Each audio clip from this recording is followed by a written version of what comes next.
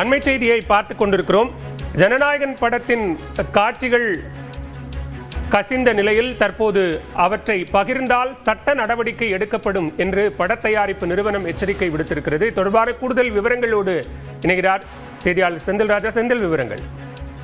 வளவேல் விஜய் நடித்திருக்கக்கூடிய ஜனநாயகன் திரைப்படத்தின் சட்டவிரோத காட்சி ஒன்று நேற்று வெளியானது. அதாவது சட்டவிரோதமாக அந்த படம் வெளியிடப்பட்டிருக்கிறது. முதலில் காட்சிகள் வெளியிடப்பட்டது, அதற்கு பிறகு முழு நீள திரைப்படமும் வெளியிடப்பட்டது. இந்த நிலையில்தான் KVN நிறுவனம் தற்போது அந்த அறிக்கை ஒன்றை வெளியிட்டிருக்கிறார்கள். இந்த பதிவை வெளியிட்டவர்கள், அதாவது சட்டவிரோதமாக அந்த காப்பியை வெளியிட்டவர்கள் அடையாளம் தெரியாத நபர்கள், அவர்கள் மீது நடவடிக்கை எடுப்பதற்கான அனைத்து சட்ட ரீதியான நடவடிக்கைகளும் எடுக்கப்பட்டு வருகிறது என்று அவர்கள் தெரிவித்திருக்கிறார்கள். அது மட்டும் இல்லாமல் இந்த அந்த வெளியிடப்பட்டிருக்கக்கூடிய அந்த காட்சிகள், திரைப்படங்களை WhatsApp, Telegram, Instagram, Facebook, YouTube, X தளம் என எந்த வகையான சமூக வலைதளத்திலும் பகிர வேண்டாம் என்று அவர்கள் கேட்டுக்கொண்டு இருக்கிறார்கள். அது மட்டும் இல்லாமல் தங்களுடைய போன்ல, அதாவது மொபைல்ல டிவைஸ்லயும் வைத்திருக்க வேண்டாம், உடனடியாக டெலிட் செய்யுமாறும் அவர்கள் கேட்டுக்கொண்டிருக்கிறார்கள்.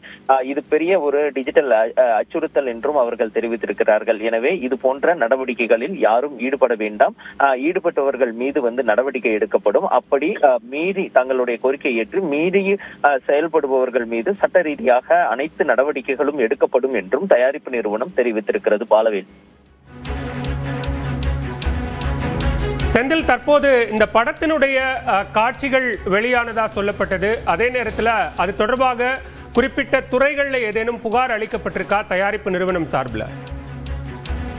பாலவேல், இந்த திரைப்படம் வெளியாகி கிட்டத்தட்ட 18 மணி நேரங்கள் கடந்திருக்கிறது. ஏனென்றால் முதலில் ஒரு 3 காட்சிகள் வெளியாகி இருந்தது, அதற்கு பிறகு படம் முழுவதுமே வெளியாகி இருந்தது. இந்த நிலையில் தான் இன்று காலை கூட நாம் படத்தரப்பிடம் பேசும்பொழுது இது ஒரு நேர்மையற்ற செயல், இதை யாரும் செய்யக்கூடாது என்று கூறியிருந்தார்கள். அதற்கு பிறகு நாம் பேசும்போது கூட சைபர் கிரைம் டிபார்ட்மெண்ட்ல நாங்கள் புகார் கொடுத்திருக்கிறோம் என்றும் அவர்கள் தெரிவித்திருந்தார்கள். அதைதான் இப்ப தயாரிப்பு நிறுவனம் கூறியிருக்கிறது. நாங்கள் சட்ட ரீதியாக நடவடிக்கை எடுப்பதற்கான அனைத்து வேலைகளும் எடுத்து வருகிறோம் என்றும் அவர்கள் தெரிவித்திருக்கிறார்கள். பாலவேல்.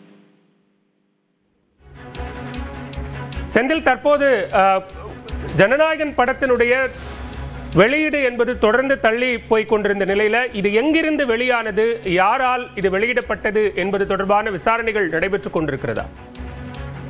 பாலவேல், இந்த திரைப்படமானது அந்த காப்பியிலே நம்ம பார்க்கலாம். அந்த வெளியான காட்சிகளில் ஜனவரி மாதம் 14ஆம் தேதி குறிப்பிட்டு அது அந்த காப்பி வெளியிடப்பட்டிருக்கிறது.